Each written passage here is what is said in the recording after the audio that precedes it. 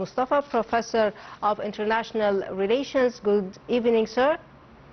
Good evening. Thank you so much for joining us on Nile TV International. And as we witnessed today, sir, addressing a press conference following the cabinet meeting, Prime Minister Dr. Mostafa Ahmed reviewed the latest economic developments on Thursday. How do you read, or how do you see the main points tackled in the meeting? Between Egypt and who? I'm asking about the meeting today. Prime Minister Dr. Mostafa Ahmed reviewed the latest economic developments on Thursday, and he reiterated that Egypt enhanced its partnership with the Korean firms in various fields, especially communication. How do you see the significance of that, sir? Yes, you know that Korea is one of the countries that is having like a big shift, especially in the technology, the high tech, and things like that, and communications, as well as in the field of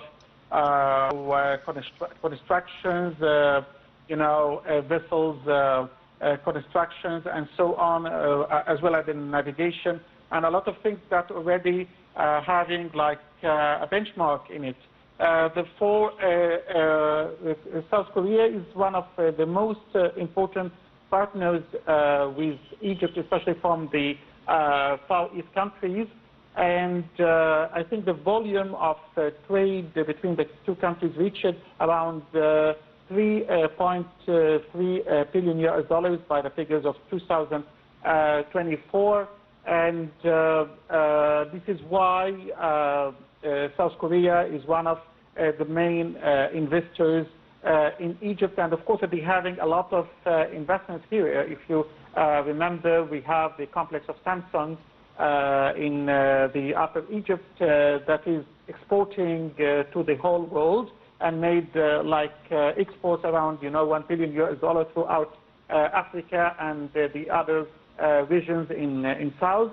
Also, they have South Korea has invested nearly 800 million in Egypt, focusing on manufacturing, transportation, chemicals, energy, and such investments include Samsung Electronics, as I told you, and Hyundai, Rotterdam's involvement in the Cairo metro, which is one of the biggest projects that having like international joint framework in this regard. As well as we have also the field of defense. Therefore, they signed several defense deals, including 1.66 deal for the K9 Thunder self-propelled howitzer, and discussions on the potential sale of F-50 light fighter aircraft. And there are some developments because established a cooperation portfolio valued 1.3 billion between the two countries. Of course, South Korea increased its soft loan pledge to Egypt from 1 billion to 3 billion. Also, the two countries are exploring a bilateral free trade agreement and memorandum of understanding on customs cooperation and so on. And that's it. Great. Also, Doctor, the Prime Minister said that the AU-EU summit had hailed Egypt's role in reaching Gaza ceasefire. How do you see the efforts exerted by Egypt in the file, and also how do you see Egypt's role in reaching Gaza ceasefire? I don't know, because that EU is one of the biggest sponsor of Israel financially and materially.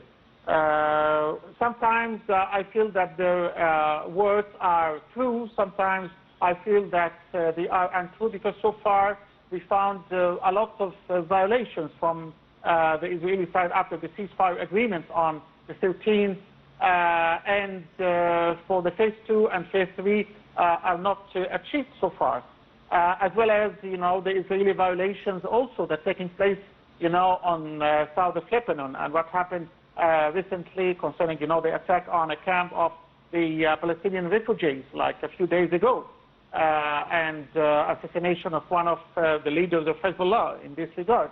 Therefore, what we found from the Israeli side is, a kind of a disobedience for what we already made on the 15th of October, more than 1 month and a half. Therefore, we expected that the EU can, practice more pressures, not to practice pressures on Egypt, the guarantor of the agreement. However, he should practice more pressures on the country that's violating, the pressures, because the Palestinians, they have nothing to do with the daily, genocide and the daily killing and the daily torture that is taking place against the Palestinians, and even not just in Gaza, but also in the West Bank. And we heard recently about the killing of the 2 guys who were, looking from their balcony on their building, and they were assassinated this afternoon. Where is the EU pressures, and where is the EU, boycott that they promised just to practice on the Israeli side to make him, just submissive to the ceasefire agreement? And when exactly will it start phase 2 and phase 3 concerning, the reconstruction and, the governance of Gaza one more time? Because Israel, and we shouldn't, and this question, tackled several times, and here we expected that Trump and his administration, as well as the EU, will practice pressure just to make them, adhere to the agreement of the 13th of October. However, so far, we found no if they just give a blind eye to what's happening and these atrocities that's taking place every day from their side. This is a big question. Great. Address to the EU and to America as well in this regard. Where is the problem? Why you are not doing your work? Where exactly, when exactly, Egypt can carry out reconstruction, conference that's supposed to follow, the inauguration of the Grand Museum. We are now by the end of November. However, we don't find any kind of progress in this regard. This is a big question addressed to the EU, whether they are, really honest in this, or just he's just selling some words via Ursula von der Leyen or Callas or whatsoever. However, in fact, they turn a blind eye on what Israeli is doing daily in Gaza and Lebanon, as well as supporting Ethiopia versus Egypt and so on. I think Israel should be controlled by someone. Well, Dr. Ahmed, also in the regard of the economic partnership, the Prime Minister hailed the Egyptian-Chinese economic partnership in various domains. How do you see the significance of enhancing the Egyptian-Chinese economic partnership, and also how do you see the significance of diversifying the economic partnership and not relying on certain markets? Look, we talked and tackled such matters before, and even before the Kazan summit for the BRICS, because China was the country that supported and endorsed the membership of Egypt to BRICS since 2024. One of the main issues, despite China recently already exonerated Egypt from the customs on the Egyptian exports, that will stimulate the exportation, the Egyptian exportation to China in this regard. But we still should work on the matter of, the financial engineering, the digitization of the Egyptian pound. China, they accept the Egyptian pound for the transactions, especially at the airport and at the exchange market of the currencies. Therefore, it is one of the motives. Once we digitize the Egyptian pound, versus the Chinese yuan, and we have this blockchain methodology, the 2 central banks and the Chinese delegation was here in Egypt, I think in last May, just to tackle and discuss such issue.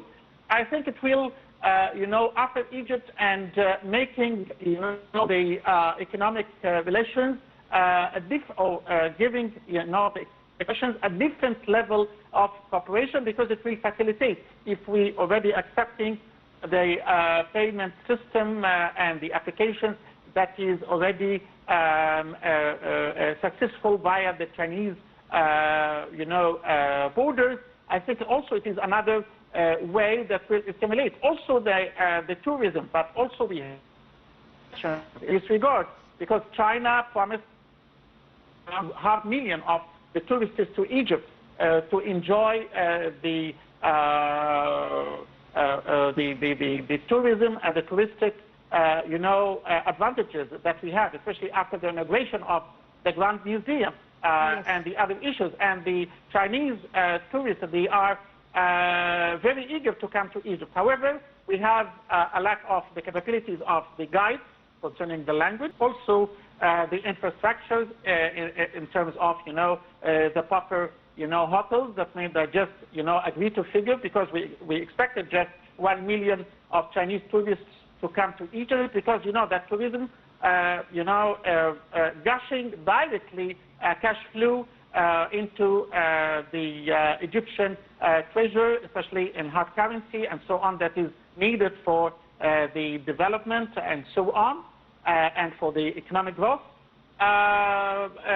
Number 3, we should arrange, the proper companies that can, trade with the tours and with the big flood that will come from China in the coming years, because we expect that the figure of the tourists that are coming to Egypt this year will be around 18 million tourists. That means around $18 billion in this regard, if we say that the median tourist will spend around $1,000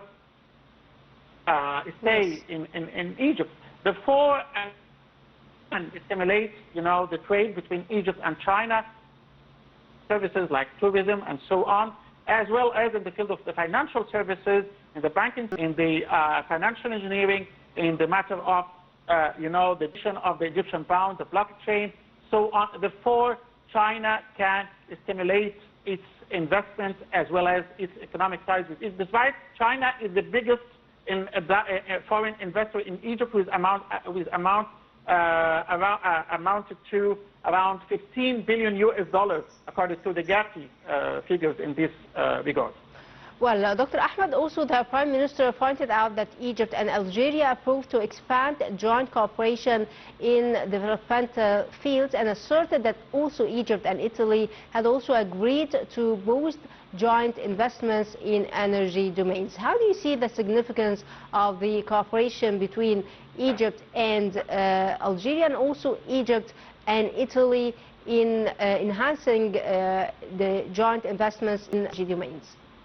You know that Egypt is one of the most qualified countries for energy exportation to Europe, because we have the infrastructure needed, whether in Rosetta and Damietta, since maybe 20 years. And that made Egypt could be like one of the energy hubs or energy exporting hubs to North and to East and West Europe as well. Algeria, they have and they are one of the biggest, LNG exporters worldwide, and of course it has like greater exportation deal of energy to Europe, especially to Italy, because they have some frictions with the French administration, and Italy was replaced by their side. So this triangle can play the south north Mediterranean, or according to the Union for the Mediterranean in that respect. And also Algeria for Egypt is a reliable and a good partner for Egypt in the field of energy, because we have a lack of the needed and the sufficient LNG already consumed in the Egyptian market, around 30%. Therefore, Algeria is one of the countries that can fix partially or totally this, void of the production until we have the full, production of our own LNG from the recently explored wells in the deep water of the Mediterranean Sea, especially in the East Mediterranean. And until we carry out that, therefore we have to search for the partners who can accept more Yes. facilities, who can accept more, who can give us more grace of return and so on, or who can give like a loan in this regard in terms of, the LNG in itself. Therefore, Algeria, because we have a good history together since the time of the leader Gamal Abdel Nasser, as we were one of the main parties who initiated and who supported the Algerian revolution, and then vice versa, they already give us like a greater battalion just to be a part in the liberation war in 1973 against the Zionist entity. And since such time, Egypt and Algeria, they have like agreed to work together as two Greek countries in North Africa and in the Middle East and in the Arab and Islamic world. According to all such figures, we can step and forward to a greater cooperation. The figure of cooperation so far is around $650 US of the mutual trade, but it could be increased according to the exportation of the energy needed from Egypt's side, and also Egypt also services in terms of the construction tools and companies, as well as the food stuff, fruits and vegetables and so on. Therefore, we have a lot to do together. Also, Egypt is digesting a lot of the Algerian scholars and students here at the Egyptian universities. Therefore, in the level of the scientific research and joint research, I think Egypt and Algeria can do a lot together in this regard. Also, we can, as I told you, working as a triangle of cooperation between Egypt, Algeria, and Italy, or Egypt, Italy, and Algeria. Therefore, we can do a lot together because now we have like a greater advantage. We have the infrastructure of exporting the energy, and Algeria, they have the right reservoir to export. Therefore, we regard or according to this trade-off agenda in this or in that respect. Yes, also Dr. Ahmed, Prime Minister Dr. Mostafa Madbouli affirmed that Egypt's healthcare sector enters a pivotal phase through supporting medical services quality and also upgrading the health insurance system. And of course, as we know that the state has launched many initiatives and also many campaigns that aim at detecting early tumors and also diseases like diabetes. So I would like to know more from you, Doctor. My question is, how do you see the efforts exerted by the state in the file of healthcare? I think Egypt already made a good and tangible, development in this field that belongs to the socio-economic life of the citizen. Because once you have a healthy, people, it will have like a direct impact on the development and the vision of Egypt 2030, as well as a direct impact on the economic growth of the country, and it will increase, the income per capita once you have a healthy people. Therefore, this socio-economic side is existed strongly in this regard. A couple of years before, the WHO announced that Egypt already disposed of the hepatitis, and we were one of the maybe pioneer countries worldwide just to carry out this, project that initiated by His Excellency Mr. Sisi since 2014, if you remember. And to achieve this, mission, it was not so easy because now we have localized, the medicines and so on. Also, we have some deficits in some other sites concerning, the cardiology as well as diabetes and so on. But the local company trying and doing efforts right now just to produce the international or the imported drugs locally with affordable rates for the citizens. But they should, accelerate this, or at least they should make like consortium of cooperation with some regional and international, companies or having like a partnership with some countries that producing, the medicines where we have a deficit currently. Before, for example, countries like Russia, like Iran, like China, not only the European countries, they having such experience with the proper and affordable rate that can help the Egyptian citizens in this regard. Therefore, we can talk about, partnership in the field of technology and how to make such, medicines and treatment locally in this and localize the treatment in this regard. We have, agreements like BRICS that's allowing and giving us the umbrella just to stimulate such matter, this matter of, cooperation in the field of pharmaceutical production and so on. We have the D8 with the greater Islamic countries, also with Turkey, with Iran, with Malaysia, with Indonesia, with Pakistan, and all of them, they have a higher scientific base, and they having maybe a sufficiency in some medicine that is needed in the Egyptian market. Therefore, we can use the umbrella of the D8 as well. We can use the PRI in this regard, the Belt and Road Initiative. And China, as I told you, and Russia, they having also like a big leap in producing, the medicine that is not existed or having like a deficit here. And if you remember during the COVID-19, Russia and China, they were the like effective diseases with the lowest side effects comparing to the Western or the treatments or the medicine that's coming from the West, if you remember this incident.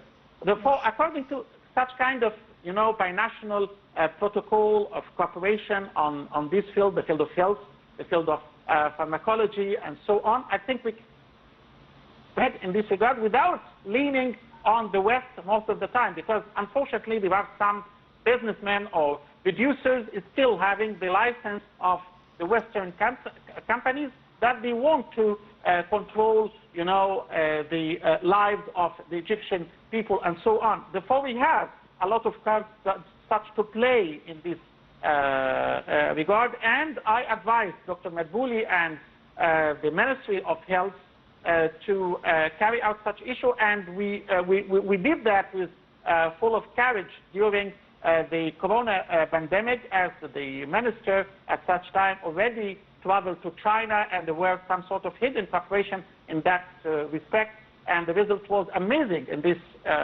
regard. Therefore, Egypt can do a lot in such field in this time being.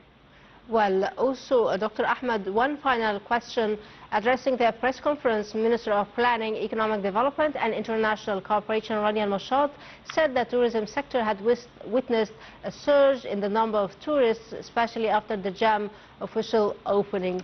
So I would like to ask you, Doctor, how do you see the significance of the JAM and also its role and its location in enhancing and in boosting the tourism sector here in Egypt?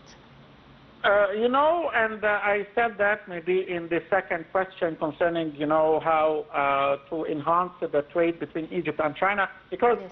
Should you know that Egypt, we still have the greater, portion of and the historic place worldwide.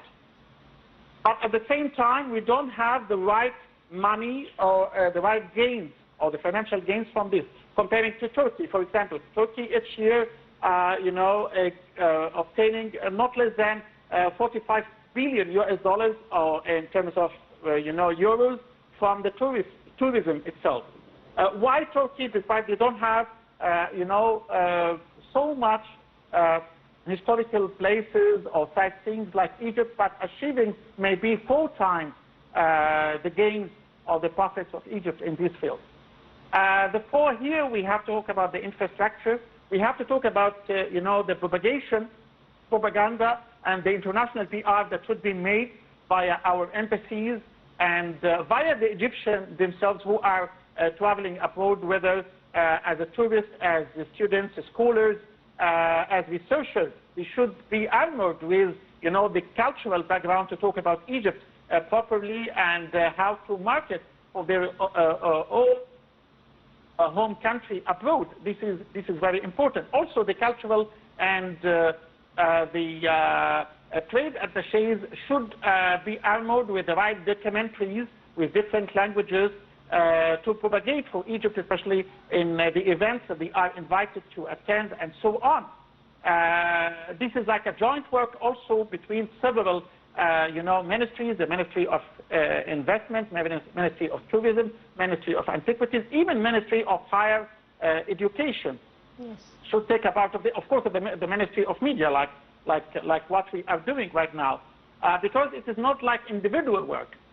Tourism, it's just like so the Ministry of maybe Housing and Construction, or the Ministry of Investment, like Dr. Al-Mashar, should take place, because they should put the proper plans for the right infrastructures in terms of, the hotels, the landscapes, and so on, and trying to propagate about that and attracting local investors and regional investors and international investors just to come and invest with a higher rate of return. Yes. And with the bank facilities to construct, the proper infrastructure. Yes. And the hotels for this.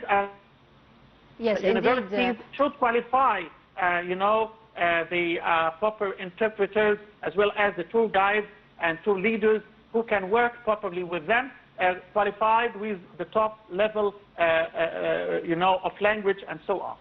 Yes, indeed, the UNESCO has listed the gem as one of the most beautiful museums in the world, and as we know, it is expected to attract millions of visitors each and every year. The gem is Egypt's gift to the entire world, and indeed huge efforts are exerted, and there is coordination between the different ministries in order to enhance the tourism sector, and also that great project. We are looking forward for more tourists and more flourishing in the tourism sector, hopefully. And Dr. Ahmed Mostafa, Professor of International Relations, I would like to thank you so much, Doctor, for your insights. Always a dear guest on Nile TV International. And dear viewers, by that we come to the end of our special edition. Thanks for watching, and stay tuned for more on Nile TV International.